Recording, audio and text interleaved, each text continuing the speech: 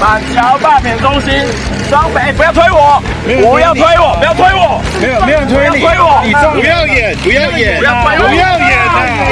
不要演啊！谁推你啊？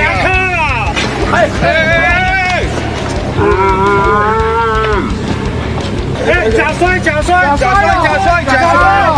到了！哦，好好演哦。好，没关系，没关系，这边都记者大家都有在看，好不好？刚刚谁推人都有在看，我们希望黄主席兑现他的诺言。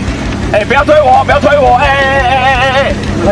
你一直撞我，你们一直大家看到一直撞我哦，我拿一个牌子都没办法过去哈。这个就是撞我的，这就是撞我的。没有，他先站过来呀，他先站。黄国昌完全不敢面对我，完全不敢面对人民，他们被一群民众党的壮汉把他保护起来，这就是我们的第三大党，这就是我们的民众党党主席，好不好？刚刚你的用词还蛮温和的嘛，说是意见表达，可是现场看得出来的人都知道他就是来闹场的嘛。这个路权是我们借的，我早就说了，要办活动自己去办，不要跑到人家的活动，不仅跑来蹭，还跑来闹场。